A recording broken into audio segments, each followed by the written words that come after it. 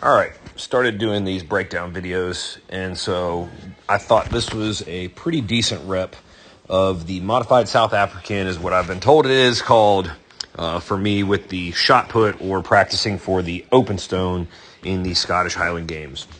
If you guys follow me long enough, my dog is sitting here with a toy, so if you hear some squeaking, that's probably what it is. So let's talk and kind of break this down step by step of things I'm thinking, what I want to see as I'm watching this video. So I think an important thing for newer throwers is to know how to tuck a stone, or this is a shot put. So I have a video on that. You can search it. You can search all kinds of videos. Stones are going to be a little bit different, that they're all different shapes. But making sure I get a good tuck here, we'll kind of move forward. So there's some different things that I've been working on as well. Now, you see me throwing in a parking lot.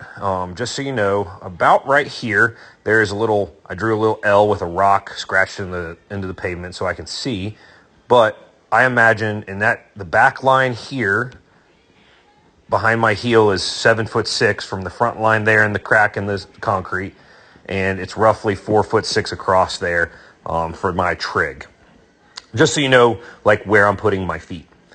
So one thing I've been working on, and this isn't a perfect throw, but I've been working on trying to keep my upper body level. What you'll see is I kind of tilt it in, and I've noticed that my better throws, I tend to be more level. So I always throw this left arm out to the side. Here I'm kind of winding up. And this is where I've been trying some different things. I really don't know what to tell you happened on this throw or what I was working on. But I'm going to push off that left, and notice I'm rotating the left side all kind of together, but I'm going to push, wrong way. Push off the left. Let's kind of go through it and then we'll come back. Push off the left, come to the front, and finish the throw, right? So let's see that again. We're going to push off the left, come up to the front, and finish the throw.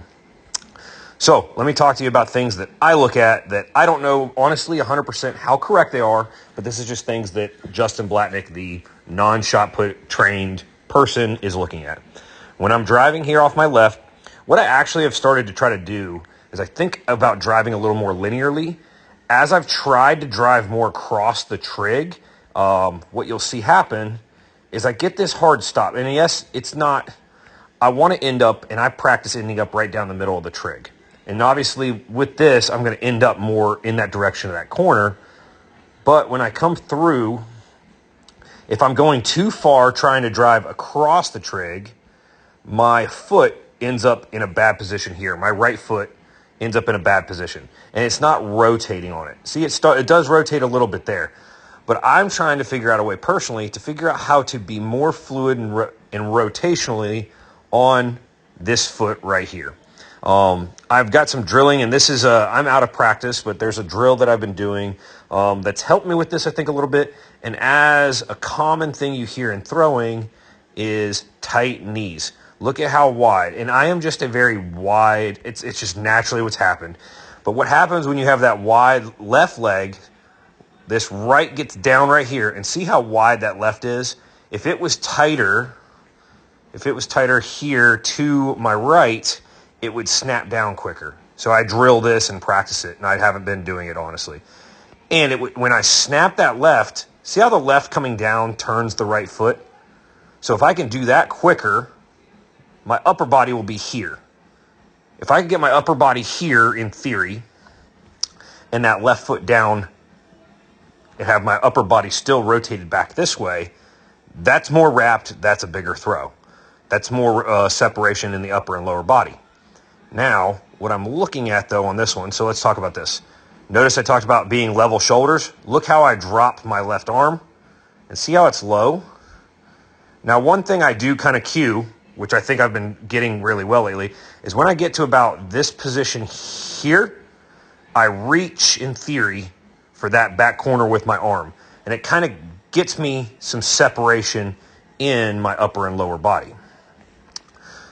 So, I mean, if this is good for me, but also as I break it down myself, I'm like, ugh, it's ugly. But rotate through. Can I snap the left right here? Can that left get pulled down quicker so that motion right there happens faster? Boom, boom. Ignore the upper body. Can the lower body happen quicker? Because I want to have the left foot down as soon as possible. I really would like my body to be like this and my left foot be down. And what would happen there is that foot would be turned more because that left foot would be down, right? So watch when the left foot goes down. See how that foot turns, the back foot turns? See how this foot turns? That is what I want, but I want that upper body now directed back this way. That more wrap position is going to give me a longer time to put force into the implement, force into the ball to throw. So, in theory, let's jump forward, and what I'm thinking is I don't think this is terrible positioning here. But what I tend to do, and this is from an experience, is I jump my finish. I don't rotate through. So that's why if you follow me, you've seen I've been implementing some non-reverse throws. Non-reverse throws are trying to train me to rotate the hips ahead of the throw so that I'm not just jumping. Here, I'm already off the ground. Am I really putting too much more force into the implement since I'm off the ground, right? So you look at, I only double support from there to there. Very short time frame. So doing the non-reverse is keeping my feet on the ground. I'm trying to rotate and push on that ball longer. Let's look at my left arm. When I get to the finish, my left arm, I get here. Left arm opens real big, pulls back, and stays really long with this left arm. So this is a no-no. I want to pull that tighter to try to whip my body around harder. Release, elbow drops down some. So it's so funny now that I'm watching this. Oh, I can zoom in. Now that I'm watching this, like things that I want to see. So thumb should stay down. See how this ends up going, fingers kind of flicking forward. I'd like to see them flick out to the side more. And obviously, quote unquote, that would right there be a foul because I'm now across the line, but I don't have a toe board, so I don't worry about it too much there. But in theory, like I said, this is actually a pretty decent feeling throw for me lately. And so it's really fun to edit this, talk you through it, and see things that I want to see better.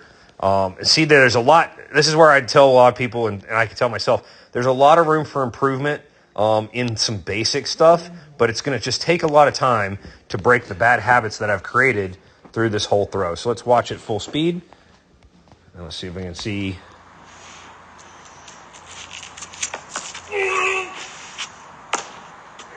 And then let's watch it again in slow motion, just kind of all the way through, just so you can kind of get a feel of what the throw actually looks like. Yeah, that's a good sound. Yeah, so this one's getting a little long. I hope you guys enjoyed the breakdown videos, and we will keep bringing them. Hey, look, I'm dancing.